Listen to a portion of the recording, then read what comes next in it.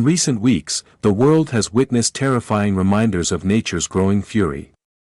The southeastern coast of the United States was battered by one of the most intense sea storms in recent memory, Hurricane Iris, a Category 5 monster that left dozens dead, thousands displaced, and billions in damages. Meanwhile, parts of Southeast Asia, including the Philippines and Vietnam, are still recovering from back-to-back typhoons that have flooded cities, destroyed livelihoods, and wiped out entire villages. Europe, too, is experiencing what once seemed unthinkable, destructive coastal flooding fueled by freak storms off the Atlantic. These are not isolated anomalies. They are the new norm in a warming world. And yet, what are we doing in response?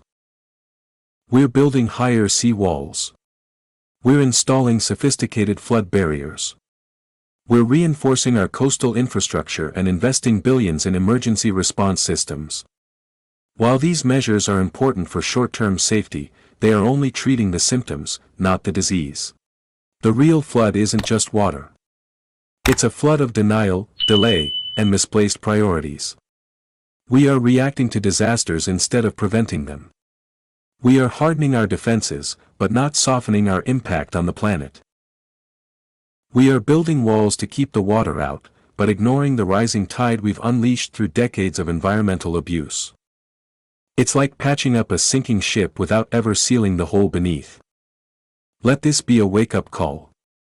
A storm does not announce its arrival politely, it crashes through everything we thought was safe and permanent. And the truth is, the storms are coming faster. They are hitting harder. And they are staying longer. But there is still time, if we shift from reaction to responsibility. From isolation to global cooperation. From denial to planetary consciousness.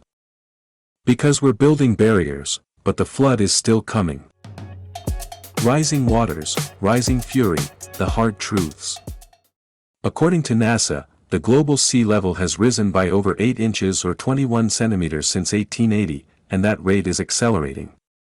Over the last 30 years alone, it has surged by more than 3 inches or 8 centimeters, a dramatic spike caused by melting glaciers, collapsing ice sheets, and the thermal expansion of warming seawater. In 2023, Antarctica and Greenland lost a combined 500 billion metric tons of ice, pushing oceans ever higher. Coastal cities like Miami, Jakarta, and Dhaka now experience sunny day flooding, where seawater invades streets even without rain. But it's not just about water quietly creeping up our shores. As oceans warm, storms feed on that energy. Warmer water supercharges hurricanes, typhoons, and cyclones, making them stronger, faster, wetter, and more destructive. A recent study published in Nature Communications found that tropical cyclones have intensified by nearly 10% per decade over the last 40 years. And this isn't just affecting poor or distant nations, it's everywhere.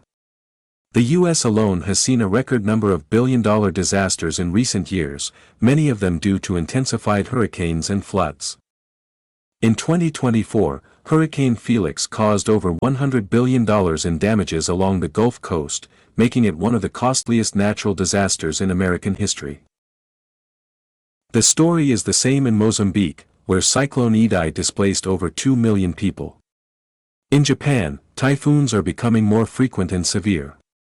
And in the Caribbean, entire economies are being erased in a matter of hours. Meanwhile, global surface temperatures have already risen by 1.2 degrees Celsius, and we're on track to breach the 1.5 degrees Celsius threshold within the next decade, pushing storms and sea levels into even more dangerous territory. The conclusion is clear: this is not random. This is not natural variability. This is climate breakdown, unfolding before our eyes.